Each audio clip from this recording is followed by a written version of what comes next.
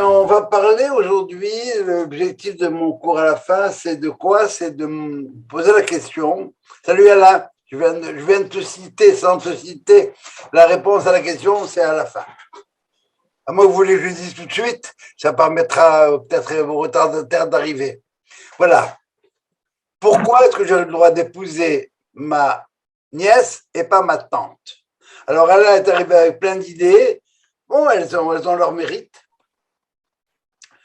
Mon explication est la suivante.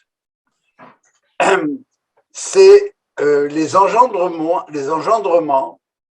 parce que l'objectif de toute cette histoire-là, c'est de faire des enfants et d'avancer dans les engendrements, c'est bien ça. Ça passe par la femme et c'est fécondé par l'homme. Alors, on va faire une équation simple. Génération 1, c'est ma mère et ma tante. C'est clair? Génération 2, c'est moi et ma sœur. Ça va? Génération 3, c'est mes enfants et les enfants de ma sœur. C'est bon jusque-là? Si je vais vers ma tante, moi je suis génération 2, je vais féconder génération 1 qui ne pourra arriver qu'à génération 2. Dans le meilleur des cas, je vais arriver au même niveau que moi. Vous êtes d'accord jusque-là? Oui. Tandis que si je vais vers ma nièce est de génération 3. Et par conséquent, avec ma nièce, je vais féconder, je vais engendrer génération 4. On va de l'avant. Ouais. C'est clair, Alain? Mais je suis génération 2. Pardon? Moi, je suis génération 2, oui. N'est-ce pas? Et si je vais à ma nièce… C'est la femme qui détermine, puisque c'est elle qui porte le bébé, c'est elle qui détermine quelle génération on va. Ah, d'accord. Okay. Ma grand-mère, ma mère, moi, ma sœur, moi et ma sœur, et mes enfants et ses enfants. Ça va? C'est logique là? Voilà. Ok. Une seconde. Je vais essayer de voir tout le monde. Voilà. Alors, la question à laquelle je vais essayer de répondre, c'est pourquoi est-ce que dans notre calendrier, on a juxtaposé Yom HaZikaron avec Yom HaAtzmaut. Vous savez que demain mercredi, en fin de compte, le vrai Yom HaZikaron, ce serait jeudi, et le vrai Yom HaAtzmaut, ce serait vendredi. Mais comme on ne veut pas, pour les festivités de Yom HaAtzmaut, prendre le risque de transgresser Shabbat, on a reporté Yom HaAtzmaut à jeudi. Et par conséquent, Yom HaZikaron, c'est demain. Mais est-ce que Yom HaAtzmaut, ce n'est pas le 4 hier? Non, c'est le 5 hier. Ah. C'est Yom HaZikaron qui est le 4 hier. Ah, ok. Ok. Mais alors, des fois, ça tombe vendredi ou samedi, dans ce cas-là, on le reporte au jeudi avant. Mais on fait toujours Yom HaZikaron avant, et on en parlera tout à l'heure. Je voudrais commencer par parler un petit peu du Romer. Dans les Ilchot de Pessah, une des halachot, très claire, c'est que si je veux boire entre la première coupe de vin et la deuxième, c'est-à-dire pendant que je récite la Haggadah, j'ai le droit. Si je veux boire entre la deuxième coupe de vin et la troisième coupe de vin, c'est-à-dire entre celle qui annonce le repas et celle qui conclut Birkat Hamazon, j'ai le droit. Donc, entre première et deuxième et troisième, j'ai le droit. Entre le troisième et quatrième, je n'ai pas le droit. Pourquoi? De crainte que je ne me saoule, bien sûr, ça en ferait trop, et que je ne puisse pas dire le Hallel. Mais est-ce que Bichlal, j'ai le droit de me saouler à la table du Seder?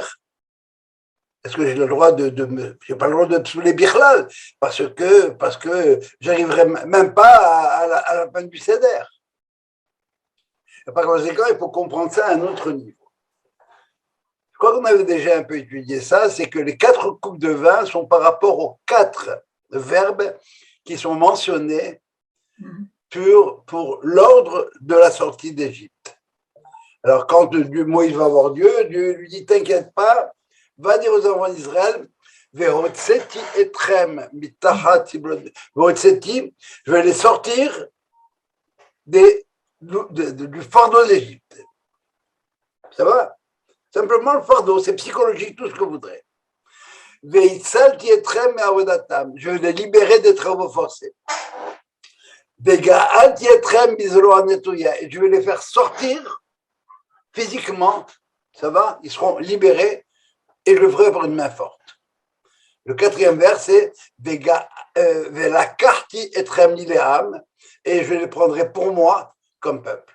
Et je serai, moi, leur Dieu. Il y a un cinquième vers, je les amènerai à la terre, mais ça, on n'en parlera pas ce soir.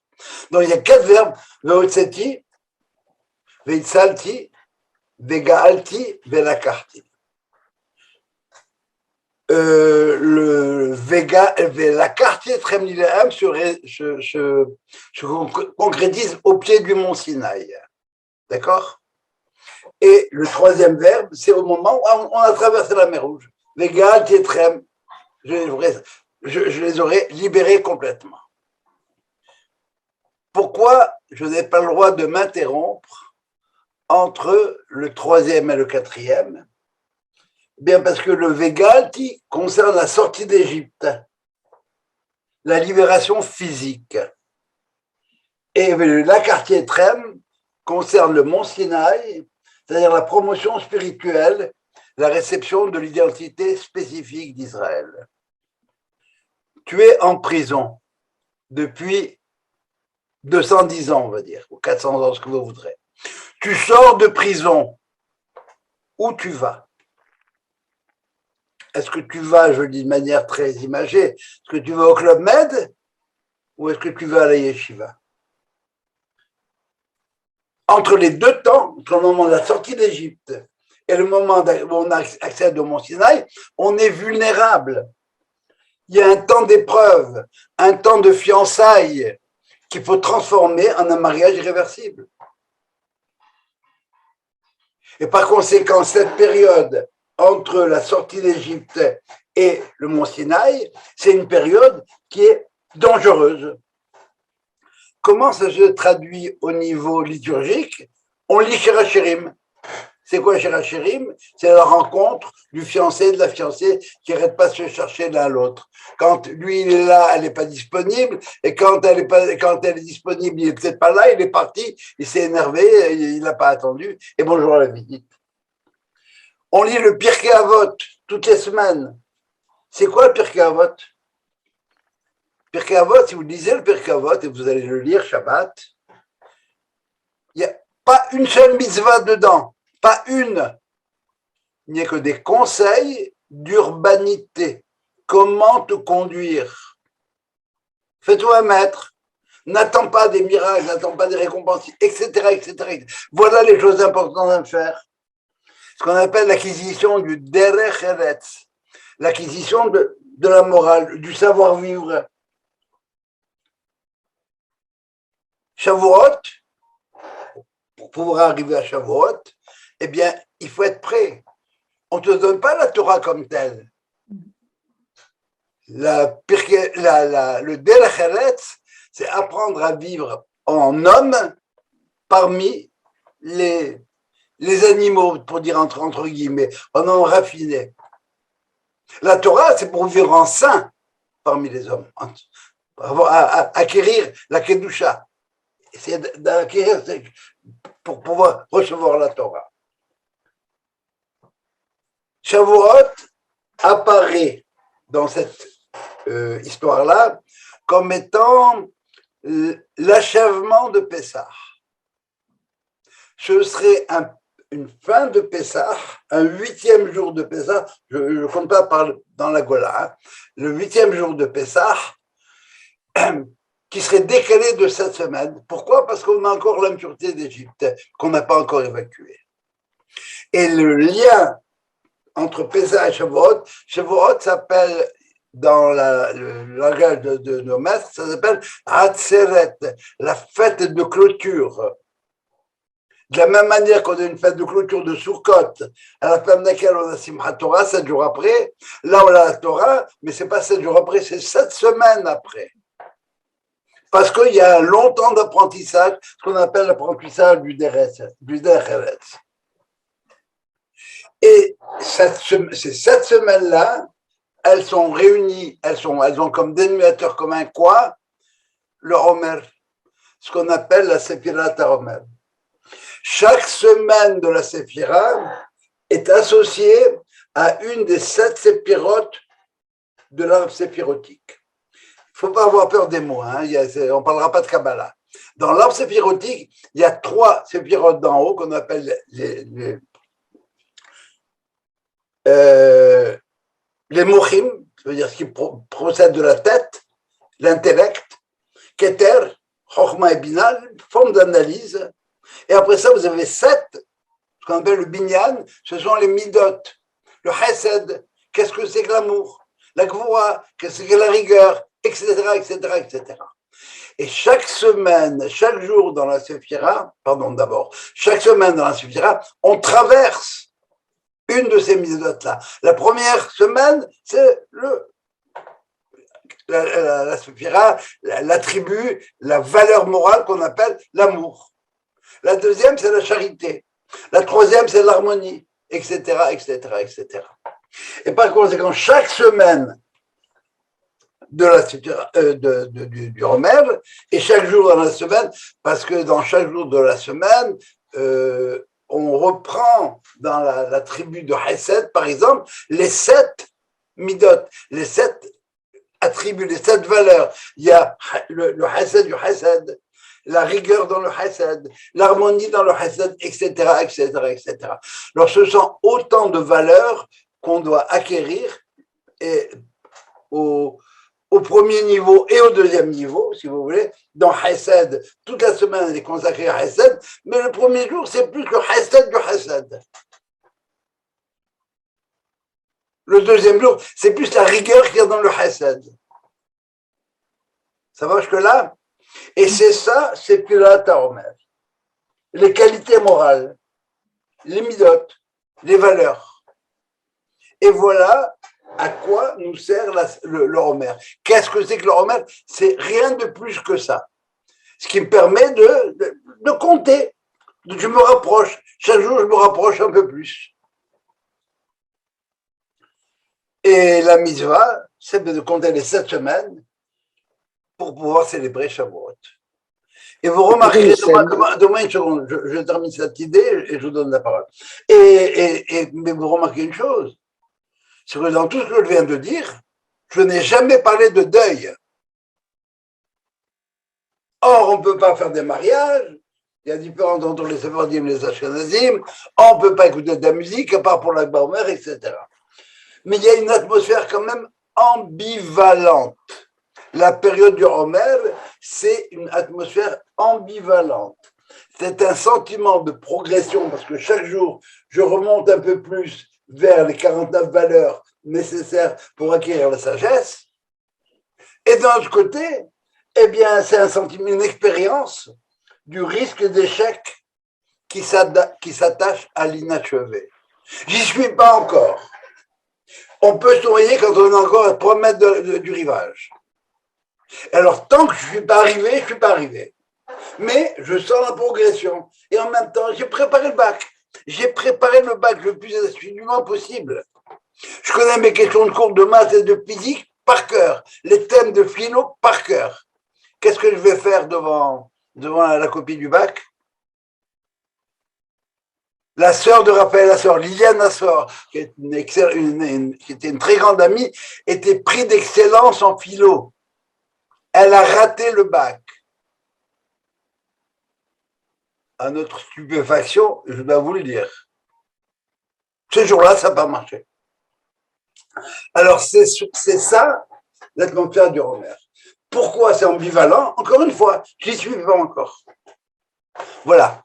Si vous avez des questions là-dessus, on y va. Ça, c'est, si vous voulez, je viens de vous parler du Homer biblique. Est-ce que ça va avec 49 niveaux d'impureté que les Juifs ont vécu. C'est la même chose. C'est quoi un niveau d'impureté? C'est cette valeur-là en particulier qu'on a pris de l'autre côté. Si tu veux, l'excès d'amour. L'excès d'amour. C'est comment on appelle l'amour en hébreu? Hesed. Hesed. Hesed, c'est la générosité. Excès de générosité. Je devrais dire générosité, la bonté, le fait de donner. Vous savez comment on appelle l'inceste en hébreu? Hesed, la même chose. Non. Ben, c'est dans la paracha qu'on a eu la semaine dernière. Ne va pas avec Hesed, c'est un amour qui est pas contrôlé. Paf, on est allé tout. Il n'y a pas de barrière. Mais où est la bonté dans ce cas-là?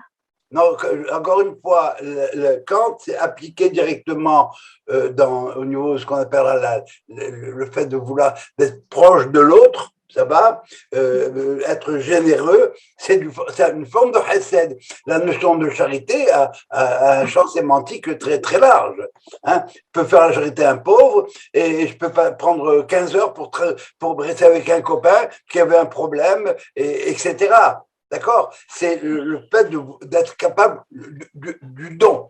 Le don avec un D majuscule à tous les niveaux. Donner de mon temps, donner de mon argent, donner de mon expérience, etc.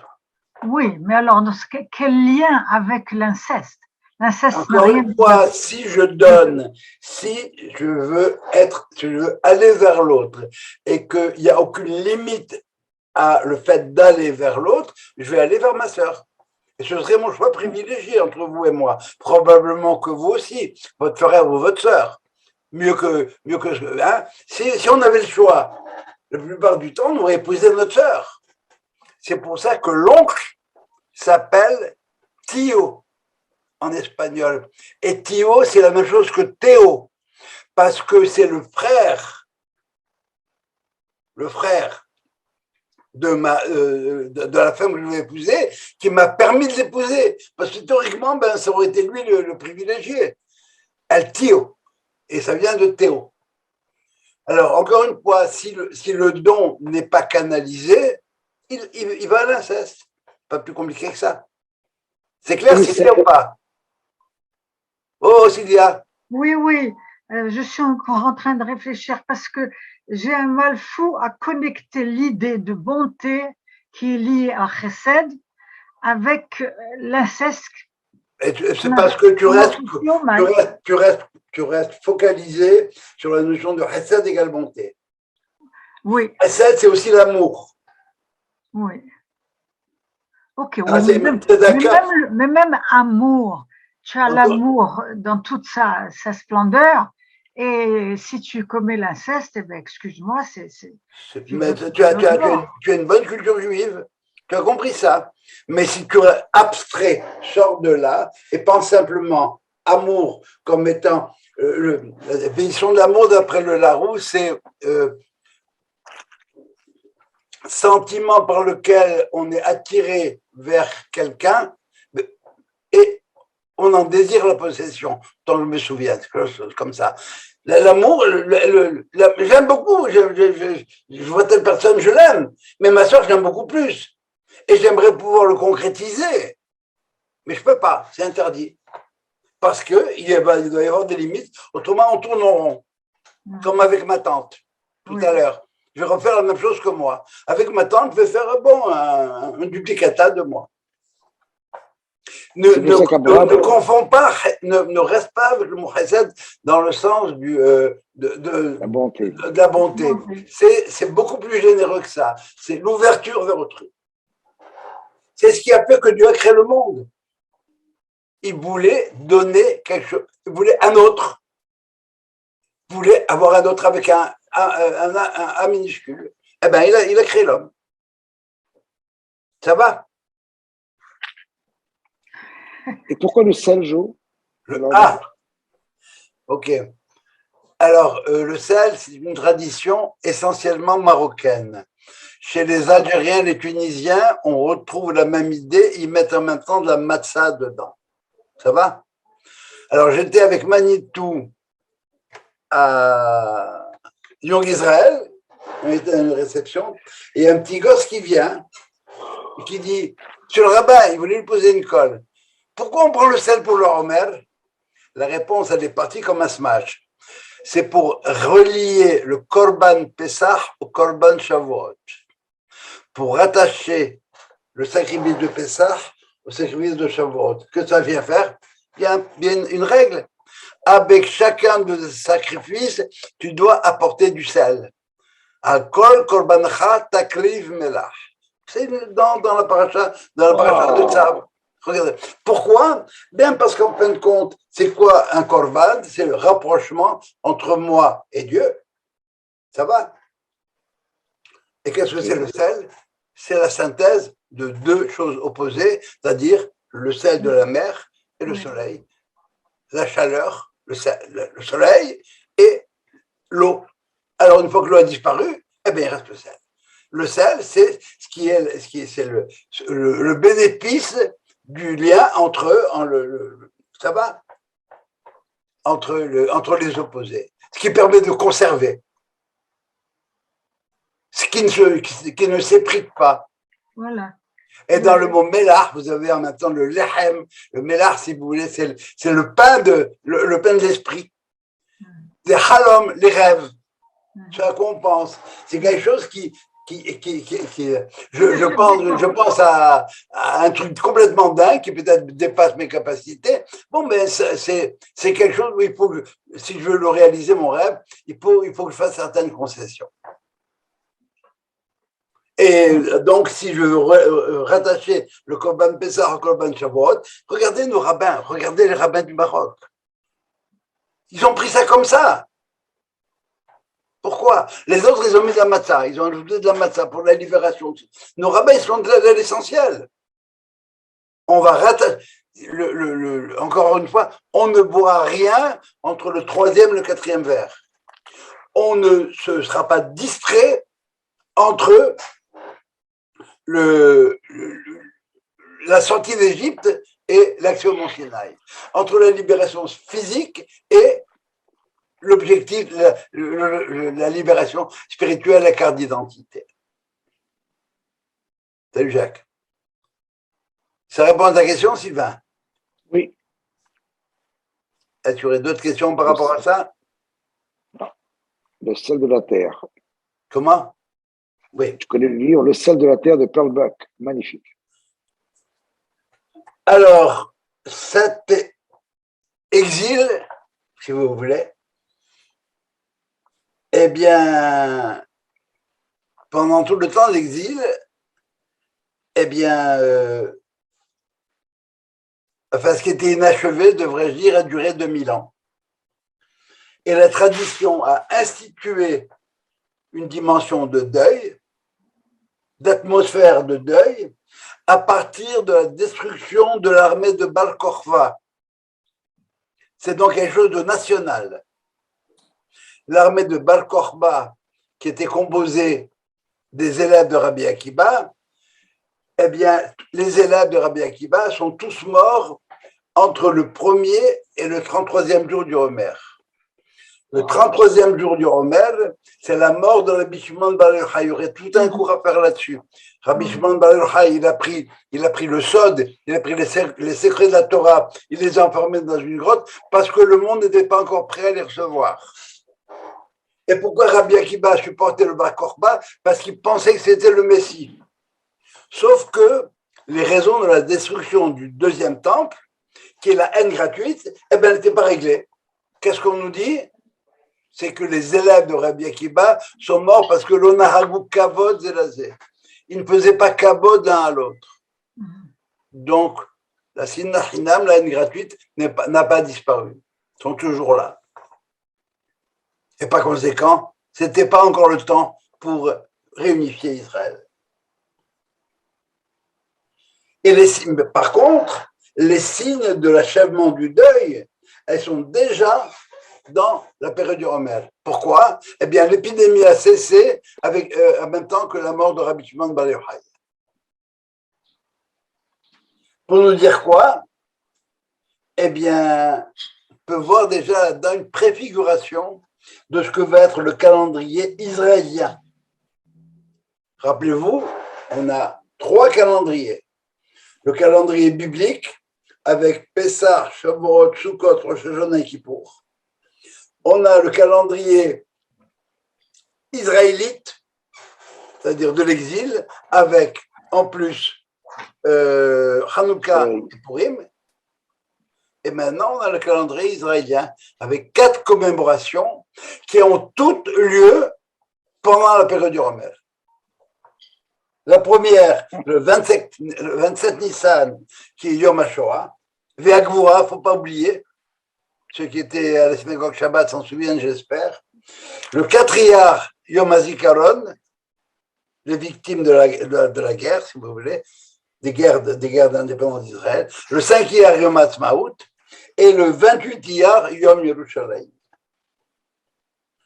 Et par conséquent, ce que nous vivons actuellement, c'est le Homer du retour. Oui, avec des événements qui sont parallèles à ceux de la sortie d'Égypte. Oui, vas-y. Ces 4 événements dont tu parles ont eu lieu dans les 70 dernières années. Dans les Yom HaShoah, les 70 dernières années. Oui, mais c'est ce qu'on mais Israël, c'est à 74 ans seulement. Non, je parle du calendrier israélien. Je comprends. Donc, c'est un hasard que soit tombé pendant la période du Homer. Ou un hasard, ou peut-être non. Comme tu viens de dire.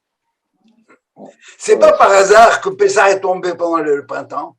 C'est pas par hasard que tu as raison. C'est tout le cours, c'est toute la notion de la signification du. C'est le calendrier israélien. Tu as tout dit.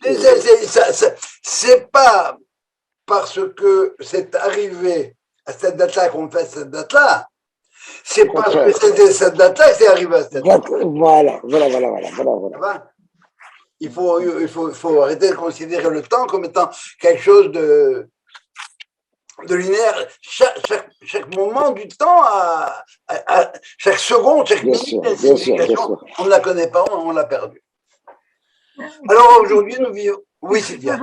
Comment tu appelles le deuxième calendrier? Tu dis que le premier, c'est le calendrier juif, le calendrier israélite, le calendrier, ça va? C'est le calendrier de l'exil. On a le calendrier hébraïque, de la Torah, le calendrier de l'exil avec Hanouka et Purim, et le calendrier israélien avec les événements que je viens de décrire.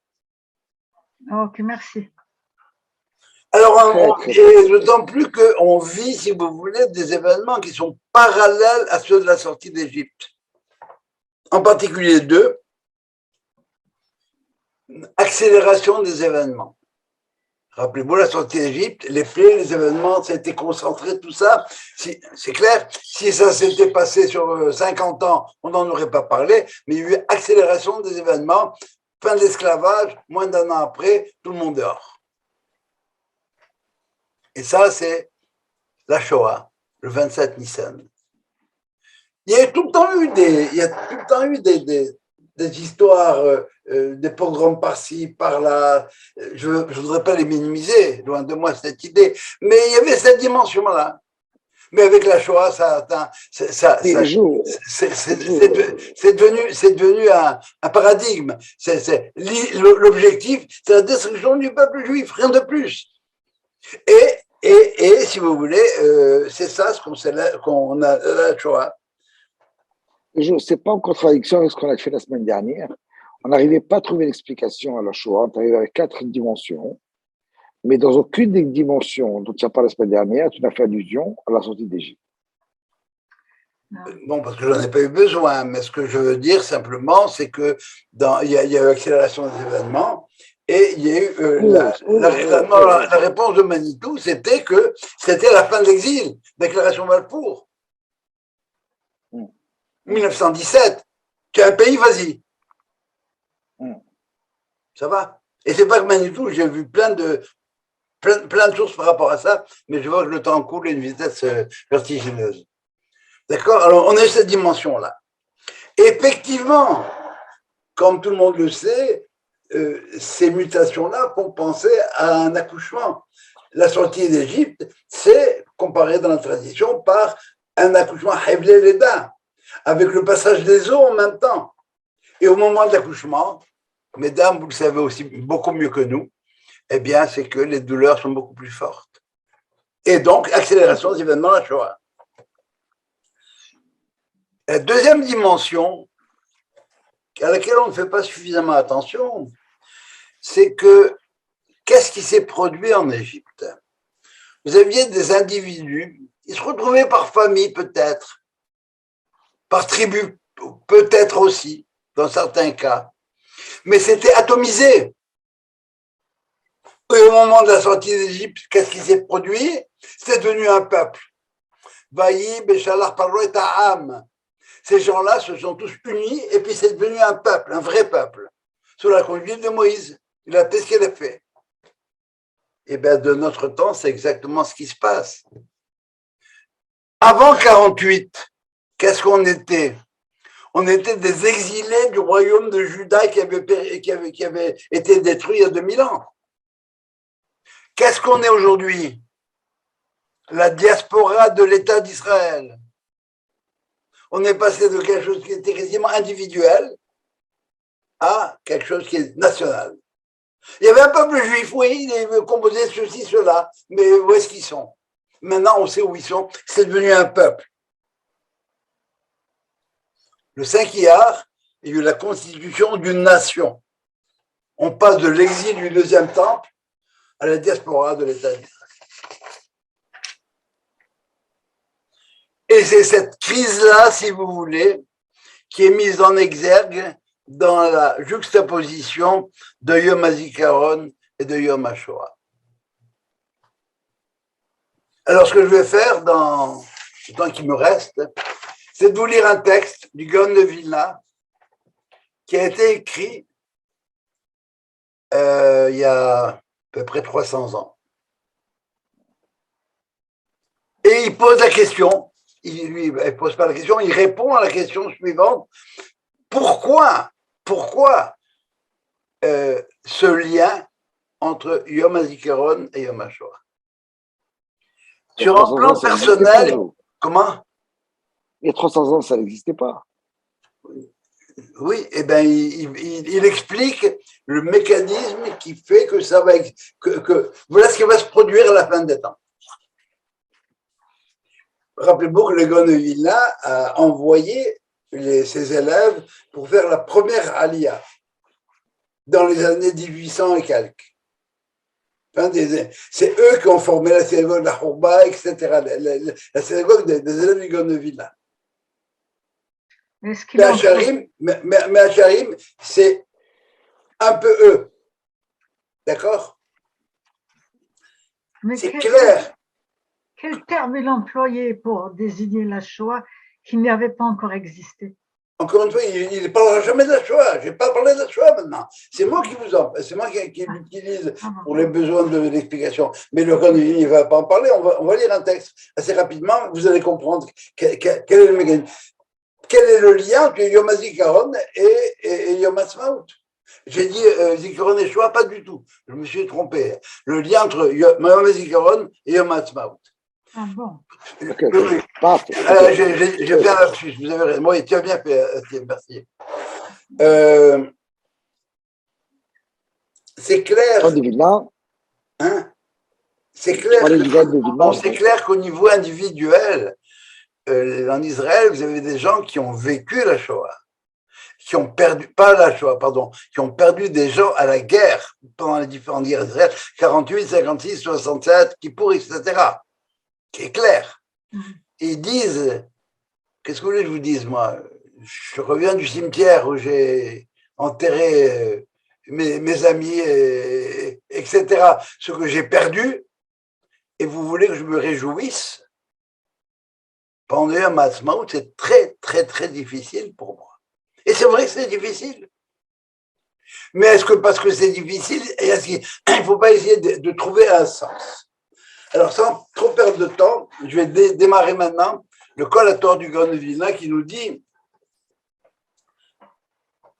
העוסקים בקיבוץ גלויות מכירים את ייסוריו של משיח ben Yosef. On est avant Herzl, on est dans Collator, on est fin 1800. Ceux qui s'occupent du rassemblement des exilés. Et les Gaon de Vilna, je vous ai dit, il encourageait ces gens à aller vers, à faire leur aliyah. Il a envoyé ses élèves faire leur aliyah. Il avait même je vous l'ai dit, on l'a déjà étudié une fois ça, il avait expliqué comment dans les sources, on avait la date de 5708 par rapport à l'histoire de Adam Rishon. Si on a le temps, tout à l'heure, vous voulez, je referai la démonstration. Elle n'est pas très compliquée.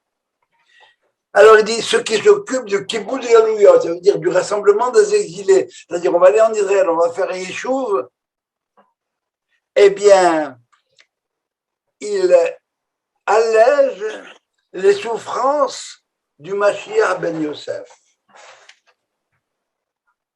Il y a deux messies, comme vous le savez, le messie fils de Joseph et le Mashiach fils de David. Alors, le messie fils de Joseph, son rôle, c'est le rassemblement des exilés, l'établissement d'un État, je vais le dire de manière beaucoup plus globale, c'est un messie politique. Et rappelez-vous ce qu'on a dit à Pessah. Rappelez-vous ce qu'on a dit. On doit te remercier. Tu nous as fait passer miargon les simcha, de la tristesse à la joie. La tristesse, Yom HaZikaron, la simcha, Yom HaAtzmaut. Et il me dit que tranquillement, voilà, ils allègent les difficultés, les souffrances du Mashiach ben Yosef. Pourquoi? Au moment de Eikvot Meshicha, au moment des Eikvot, des pas du Messie. Attention à ces mots-là, Eikvot, ce sont des pas. Parce que le Messie, il vient pas point de chose. C'est pas un matin, tu te réveilles, tu ouvres la porte, et puis, ouais, il est là. Pas du tout. C'est un lent processus. Petit pas à pas. Et il y a deux Messies, Mashiach ben Yosef et Mashiach ben David, qui correspondent dans l'arbre séphirotique qui représente l'homme au pied gauche et au pied droit. Pourquoi? Parce que ce sont les pieds qui font avancer tranquillement. Et on avance 30, mais l'un derrière l'autre. Alors, autrement dit, il y a Egbod Meshara. Et ajoute le Gaon de Vilna, je m'excuse, dans le mot Ekvot, il y a une autre dimension, il y a Ekev. Ekev, c'est quelque chose qui empêche. Mamé Ekev, qu'est-ce qui empêche les choses d'avancer? Et voilà la phrase. C'est pas par-dessus. C'est Rekev par-dessus. Pardon, je n'ai pas entendu. Je confonds Rekev et Rekev. Non, Rekev, c'est le char. Non, Ekev, c'est la cuisse. Ou il y a le talon. Le talon, parce qu'on avance tranquillement. Et voilà la phrase du Gaon, c'est la suivante. Hagezera mitbatelet. Le décret est annulé. De quel décret il s'agit? Eh bien, le décret, c'est que le Messie de Joseph devrait être assassiné. Alors, voilà quelque chose qui est dans nos livres à nous les Sephardim, dans les bons livres, qu'on lit tous les jours dans la prière, dans la Hamida, qui est la chose suivante. Tishkon betor Yerushalayim elcha. Viens séjourner dans la Jérusalem, ta ville. Vérisé David Abderham et permet au trône de David de se raffermir. Et entre parenthèses, écrit en grand caractère Rashi, il n'est pas dans le Pasach, vous ne cherchez pas. Moi, c'est mon livre Tefilat HaChodesh qui est la lutte de base, si vous voulez, il y a la phrase suivante. Yekaven shelo yeharek Mashiach ben Yosef. Il faut prier maintenant, avoir la kavana, l'intention, qu'est-ce que ça veut dire, vient résider. Fais en sorte que David va venir, Mashiach ben David va venir. Mais ce messie politique-là, il risque de se faire massacrer. Et on a même le nom de celui qui risque de le tuer. Aliédé Armilus Haracha. Par Armilus, le méchant. C'est quoi ce nom, Armilus? Armilus, ça fait penser à Romulus. Romulus, fondateur de Rome, le chef des armées romaines. Et les Chachamim de nos jours ont fait une découverte. C'est que la coalition italienne et allemande, le Saint-Empire germanique, tout ce que vous voudrez, romain germanique, était dirigée par un général qui s'appelait Rommel. Rommel Armilus. Et ce général Rommel, là, il a essayé d'entrer à 4 reprises en Palestine. En Israël. Oui. Il n'a jamais réussi. Il y avait les armées qui étaient là, qui l'empêchaient. S'il était rentré en Israël, on ne serait pas en train de parler maintenant. Hein. L'État d'Israël, bonjour la visite.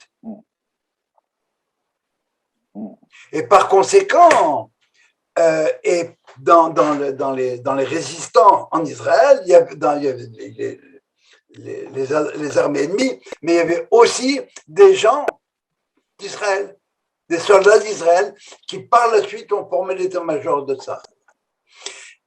C'est une coïncidence, c'est pas une coïncidence, ce que vous voudrez. Vous avez déjà vu, vous, un Allemand qui s'appelle Rommel? Voilà. Alors, une coïncidence qu'il fallait mentionner. Et c'est l'histoire que nous vivons encore aujourd'hui. Alors, pourquoi Excuse-moi, oui. Avant que tu le continues. Ce que tu dis là, justement, de Rommel et de Romulus, et l'époque romaine et Jésus, est-ce qu'il n'y a pas un lien dans tout ça?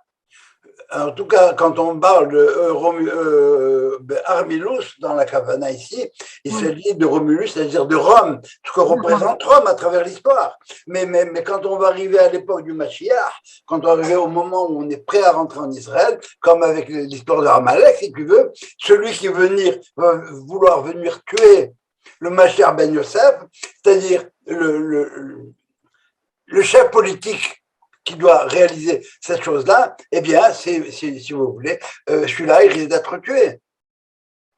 Il y a un risque.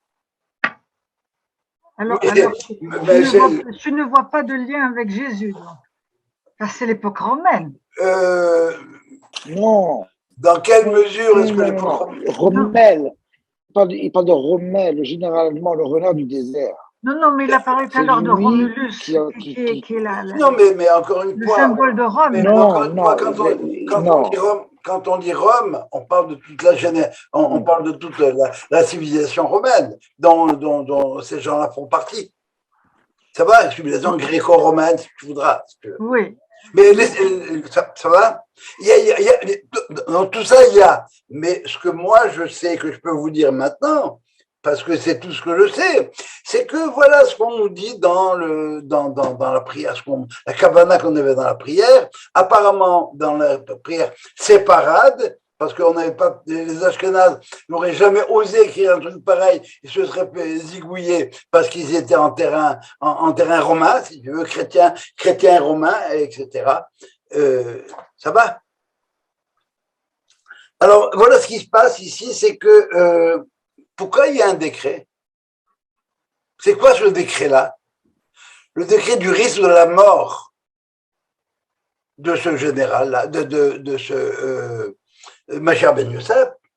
Eh bien, c'est parce que tout change. Dieu aurait pu faire les choses différemment. D'accord? Il aurait pu faire ce qu'il a fait en Égypte, mais on n'aurait eu aucun mérite. Étant donné que Dieu nous a laissé à nous le soin de régler ce problème-là, alors ça doit se faire de façon naturelle, par l'histoire, par la nature, par l'homme. C'est le travail de l'homme, qu'on appelle Taruta Diltata, le réveil, mais d'en bas, plus d'en haut. Après ça, c'est Dieu qui s'est réveillé, qui nous a un petit peu réveillés, mais maintenant, c'est nous qui réveillons Dieu. Et on est prêt là. Comment? Alors, tout changement, dans quelque processus que ce soit, eh bien, pose des problèmes. Des frottements. Si vous voulez faire un changement particulier, il y a un frottement qui fait qu'il faut en tenir compte. Dans l'air aussi, si vous allez trop vite, le mur du son bloque là. Et l'opposition est proportionnelle à l'importance du changement. En Égypte, ça s'est fait contre nature. Il n'y a pas eu d'opposition. Au début, Pharaon, mais quand on est sorti à toute vitesse. D'où l'importance du risque d'échec qui va être amenuisé par une fragmentation étapiste, politique d'abord, militaire ensuite, et selon la même idée que le Midrash va nous dire, c'est ce que nous dit ici le Gandavina, un roi. Un roi a décidé d'envoyer une grosse pierre sur la tête de son fils. Puis après ça, il s'est ravisé. Mais il fallait quand même lui préparer la pierre, il fallait qu'il la jette. Qu'est-ce qu'il a fait? Il a divisé en petits bouts. Et maintenant, bien sûr, le gosse a reçu les petits bouts, mais il n'en est pas mort. Il souffre de ces petites pierres. Ce sont ces petites pierres qui sont les douleurs de l'enfantement du Messie. Entre parenthèses, d'où, à partir de ce Midrash, l'habitude de mettre des pierres sur les tombes. Ah bon? Chacune de ces pierres, c'est un des soldats qu'on va pleurer le jour de Yom HaZikaron. Et c'est une méthode express. C'est Farad, on n'a jamais mis des pierres sur les. Encore une fois, on n'avait pas cette habitude, mais il y a cette habitude chez les Ashkenazim qu'on a récupéré aussi, qui fait qu'on met des pierres, on met des petites pierres. Oui. Chaque soldat tombé, c'est une de ces petites pierres qui sont là. Et c'est qui ce gars-là qui voulait assommer son fils avec une grosse pierre? Ah non, c'est un midrash, c'est une image, c'est un midrash qui donne un exemple pour expliquer la chose. Il dit c'est le midrash d'un roi. Qui voulait. Alors, le roi en question, c'est Dieu. Tu vois, dans les règles du monde de Dieu, eh bien, le Messie qui va provoquer un changement, qui va faire démarrer un changement à la RCL, si tu veux, qui va faire démarrer un changement, eh bien, ce Messie-là, il y a des oppositions naturelles. À la sortie d'Égypte, c'était Amalek, et puis de nos jours, je n'ai pas besoin de vous citer le nombre d'armées des pays autour de nous qui ont fait ce travail-là. Alors, regardez un petit peu jusqu'où ça va. Nimsa shelo neherag.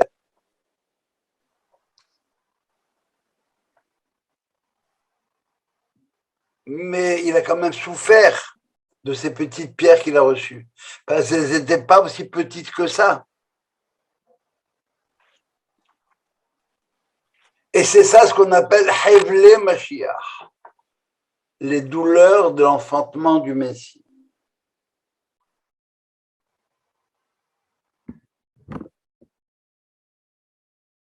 Ah, regarde la suite. Habaim Kim'a, qui arrive petit à petit. Yahad, ensemble, avec les 999 pas du Mashiach. Qu'est-ce qu'il va nous raconter ici? Avec les 999 pas et votes qui sont maintenant les obstacles. Alors, c'est quoi ces 999? Eh bien, on a l'habitude de penser, de compter, nous, en base 10, n'est-ce pas? On a des chiffres pour 1, 2, 3, 10, etc. Et quand on veut 150, eh bien, quand on veut 200, eh bien, on écrit 200, 2 fois 100. En hébreu, c'est pas ça la base. comment ça marche chez nous?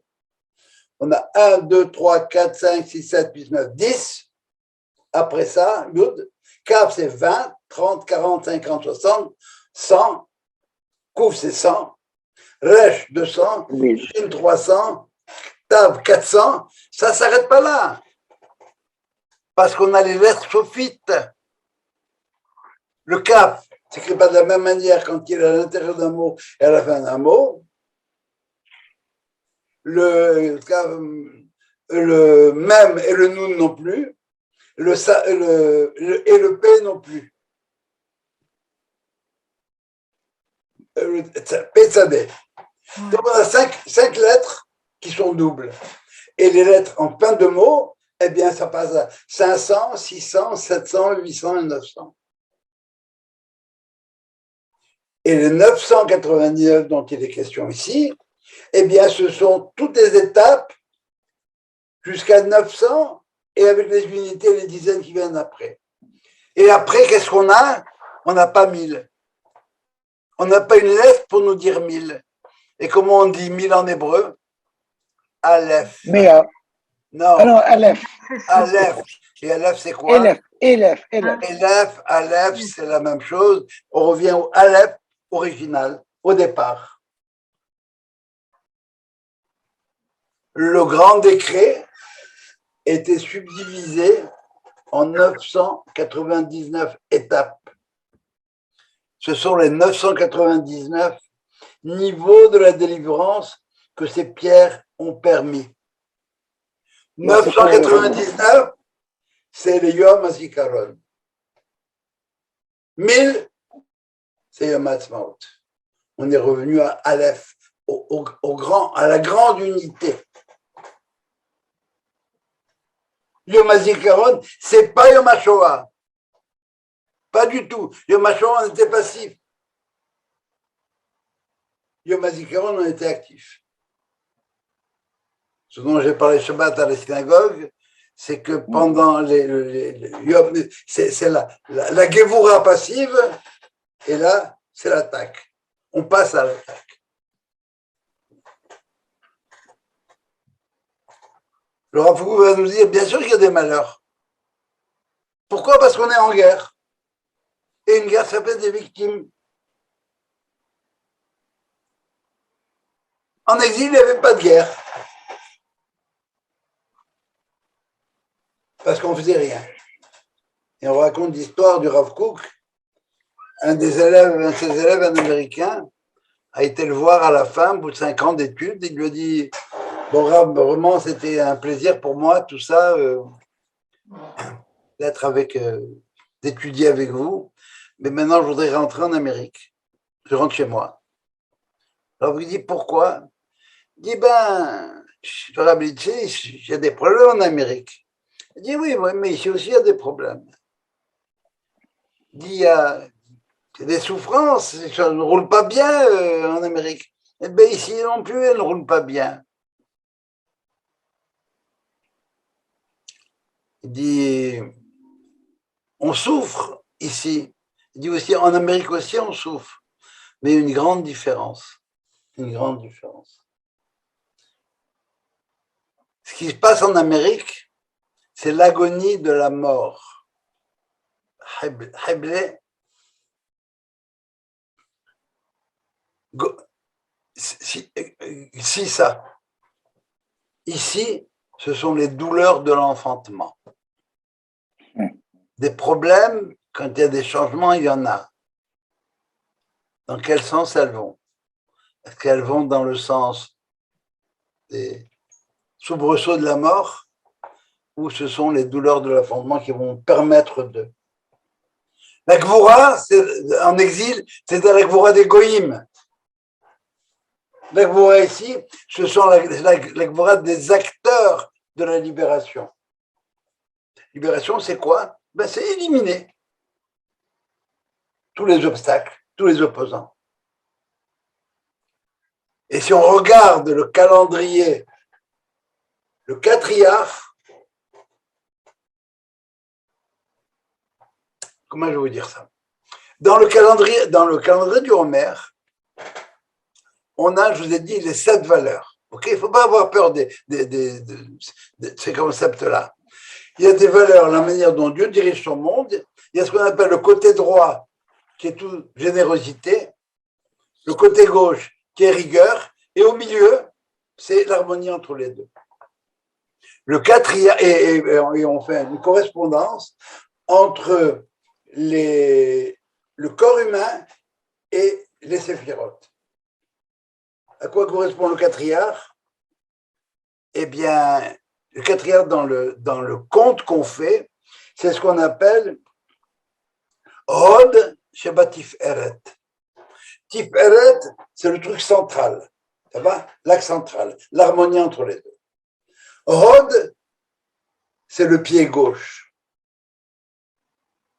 Le pied gauche du Mashiach Ben Yosef, celui qui risque de mourir. Mais ça, on ne pouvait pas le faire avant.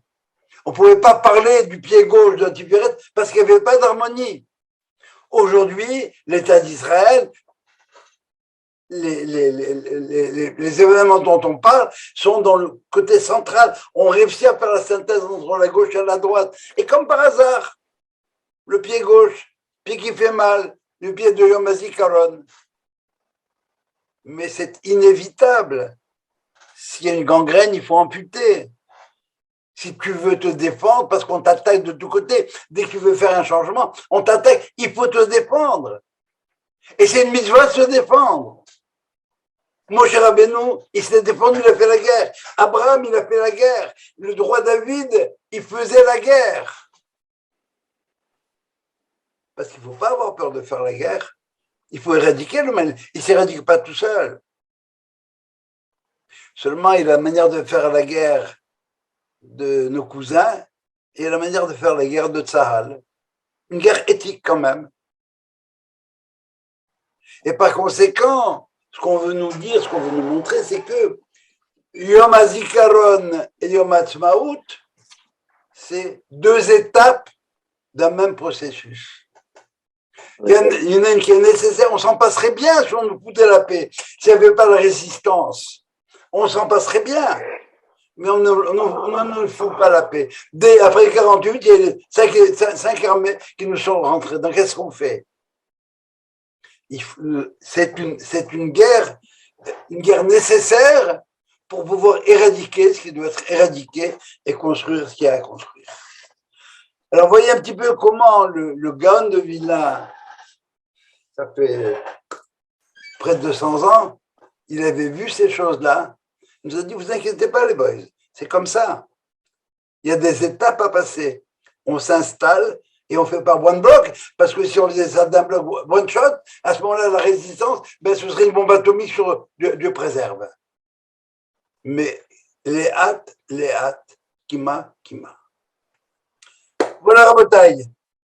Ce que j'avais à vous raconter là-dessus. Magnifique. Est-ce que vous avez des questions? Bon. Ce collateur des Gaon de Vilna, je crois qu'il a été traduit.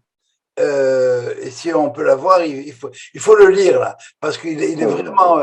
Alors je vous rappelle comment il a trouvé la date de 5508. Vous vous en souvenez ou pas? Bon, alors voilà comment il raconte. Il dit l'histoire du monde, c'est 6000 ans. D'accord? Le 6e millénaire commence en l'an 5000. Et ça correspond au 6e jour de la création. Dans ce jour de la création-là, il y a le soir où il ne se passe rien. Donc, c'est 12 heures. Donc, on commence à compter à 5500. Et au début de ce jour-là, le Talmud nous dit, voilà ce qui s'est produit pendant ces 12 heures-là. La première heure, Dieu a rassemblé toute la poussière du monde, etc. À la 2e heure, il a fait un golem. À la 3e heure, il a sorti les membres. À la 4e heure, il a insufflé sa neshama. Et à la 5e heure, Adam s'est levé. Et pour lui, Adam, c'est Am Israël.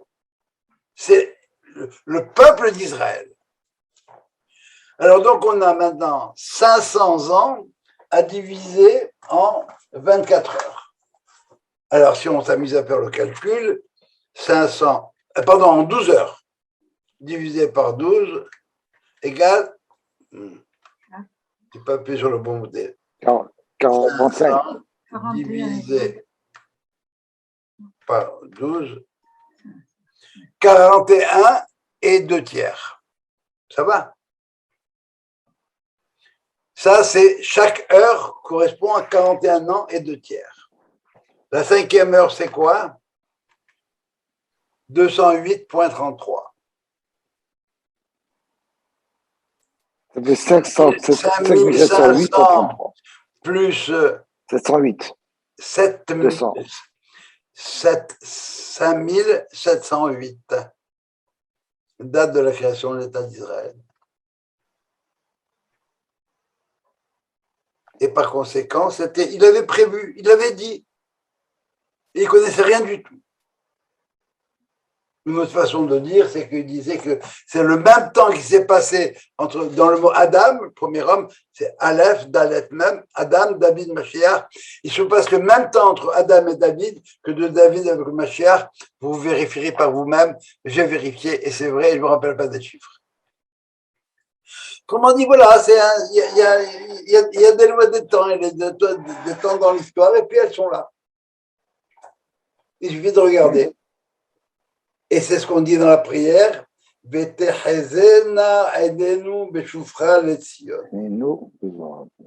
que nos yeux soient ouverts quand tu reviendras à Sion. Ça veut dire quoi?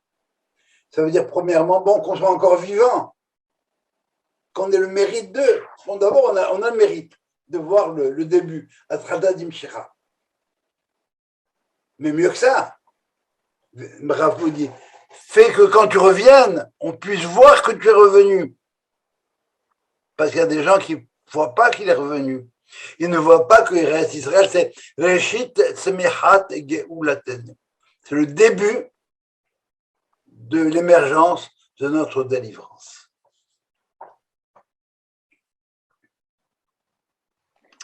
Voilà. Mais je ne sais pas si vous le savez, il y a un prédicateur musulman qui a fait une prophétie qui est quand même acceptée par 75% des musulmans palestiniens, qui est que vers la fin juin de cette année, Israël va disparaître. Que dans quoi? Fin juin de cette année. Fin juin de cette année. Ah, cette année? Ouais. Alors, tu nous as rendez-vous le 1er juillet qui nous explique pourquoi c'est pas arrivé, je t'en prie. Et voilà. Peut-être que ce qu'il veut dire, c'est que fin juin de cette année, que les musulmans en Israël vont disparaître. Bon, mais ça aussi, c'est très hypothétique. Alors maintenant, juste pour la petite histoire, pour ceux qui aiment le vin, vous connaissez le vin de Chardonnay. Ah, là. Alors, d'où ça vient? À l'époque des Romains, il y avait une vigne auprès de Jérusalem qui s'appelait Chardonnay. Oui. Et les Romains ont adoré ce vin. Ils ont pris ce cépage, ils l'ont mis en Italie, ça n'a pas marché. Ils l'ont planté en France et c'est devenu le Chardonnay. Chardonnay. La porte du ciel, c'est une vigne qui était auprès de Jérusalem. Non, la porte de Alors, Dieu, voilà. pas du ciel. La porte de Dieu. La porte de Dieu. Chardonnay. Très bien. Moi, je fais du vin rouge. Alors... Moi, je fais toujours du vin rouge. Il faut savoir que Jacques fait du vin aussi. Et de la mahia aussi. Et de la maria aussi? Mais tu l'as goûté. Tu fais la vraie maria? Tout ce qu'il fait, Jacques, c'est vrai. Ben, tu en apporteras un peu de m'asseoir, tu veux, Jacques. Je vous rappelle de la Maria Taourir, le secret de la jeunesse au Maroc. Il n'y a rien qui peut le Maria de Meknes, il n'y a rien qui la vaut. Malheureusement, de Meknes. Et tu as goûté celle de Marrakech? Non. Mais ce n'est pas leur spécialité. Meknes, c'était la spécialité. Oui, je sais qu'à Marrakech, il y avait une période où ils la faisaient et partout tu sentais ça. Wow. Enfin. Toujours magnifique. J'ai beaucoup Bonne question. Ok. Alors, on comprend quel lien entre Yom HaZikaron et Yom HaAtzmaut, c'est les deux phases d'une même pièce. Et si vous avez le temps de venir au cours de samedi après-midi à Or HaChaim, je vais faire un cours sur le Hesped, l'oraison funèbre que le Rav Kook a faite pour la mort de Théodore Herzl. Wow. Oui. Ça s'appelle un Misped Yerushalayim. Un Misped Agadol, Misped Yerushalayim. Je vais devoir faire ça en à peu près une demi-heure, mais l'essentiel y sera. C'est assez intéressant de voir comment est-ce que le Rav Kook a quand même rendu hommage à Herzl, qui n'était pas tellement religieux. Mais comme il devait faire un Hesped, il a fait un Hesped et il a montré en même temps la grandeur de où se situait la grandeur du Herzl en partant d'un problème technique de la Gemara, du Talmud, et une phrase de Zacharie qui est complètement renversée, qui rend rien à l'ordre chronologique. Ça s'appelle le Misped Gadol Birushalayim. Je ne sais pas si vous avez vu, j'avais vu tout un article qui montrait que Théodore Herzl est d'origine séfarade. Ça, non, peut-être, mais moi, j'ai pas tellement. Pas sa mère. Mais attention, là, mère, ouais. Il y a 3-4 ans est sorti un livre qui réhabilite Herzl de manière remarquable. La réhabilitation de Théodore Herzl. Par rapport à quoi? Par rapport à tout ce qu'on a pu reprocher. Pour l'Ouganda? Non, je sais pas. J'ai pas lu, mais c'est un livre où vraiment tous les clichés contre Herzl sont réanalysés et revisités. Non. Il y a des gens qui sont très sérieux, qui l'ont lu et qui disent que. Mais quoi qu'il en soit, ce dont nous parle ici, le Gaon de Vilna, il nous parle de Herzl. Parmi ceux qui travaillent à Rassemblement des Exilés, ceux qui travaillent à la construction politique de l'État. Mais c'est clair, Herzl, il est de l'ordre de ce qu'on appellera Mashiach Ben Yosef. Ah, moi je suis admirateur d'Herzl. Hein. Voilà. Et pourquoi le Mashiach David, le politique, il va être tué ou il va être tué? On a parlé de sa mort. Quelqu'un qui veut le tuer? C'est pas quelqu'un, c'est quelqu'un qui va apporter un changement, un bouleversement sur la scène politique. Et dès que tu veux faire un bouleversement sur la scène politique, eh ben tu as l'opposition. Tu as des oppositions. À la sortie d'Égypte, Amalek nous a attaqué. Pourquoi? Rien. Dès qu'il y en a un qui est pour, l'autre il est contre. C'est la loi de la nature. C'est la résistance au changement. Ok. C'est ce qu'on dit, dans certains cas, on dit que dans ce cas-là, le mieux est l'ennemi du bien. Alors, la nature s'en charge. C'est le problème des frottements, encore une fois. Dans ton métier, tu connais ça. Les frottements, pour manger, on frotte, et puis on use et on va te voir. J'ai une question, Jo. Ce Mashiach Ben Yosef qu'on devait tuer, est-ce que l'Église ne s'est jamais emparée de ce mythe? Bien sûr. Oui. On en entend pas parler. Mais c'est clair. Joseph. Le Jésus en question, il est fils de Joseph. Voilà. Non, mais eux, ils parlent de... Excusez-moi, j'ai assisté à une conférence chez les chrétiens et c'est toujours Mashiach Ben David et il te donne des exemples. Sauf que ce Mashiach Ben David en question, il a un père qui s'appelle Yosef, parce que le Mashiach Ben David vient après le Mashiach Ben Yosef. Le Mashiach Ben Yosef, il vient consolider la politique. Autrement dit, le Mashiach Ben David, c'est le corps. Pardon, l'inverse. Le Mashiach Ben Yosef, c'est le corps. Et le Mashiach Ben David, c'est la Neshama. Mais une Neshama sans corps, ça ne se peut pas. Et par conséquent, alors, non, les chrétiens insistent sur le fait que c'est un Mashiach, il est descendant de David. Il ne faut pas oublier quand même que son père, c'est Joseph. Et Joseph, c'est le Mashiach ben Yosef, ils ne le disent pas. Oui. Est-ce que Joseph, c'était le Messie qui est venu et on n'a pas accepté. Que le Mashiach est venu, que c'était une mamzer. Alors. Mais on a eu plusieurs Meshiachim, il y a plusieurs Mashiach à différents moments. Mais bon, c'est pas c'est pas le dernier d'air. Il y a des conférences de Manitou là-dessus.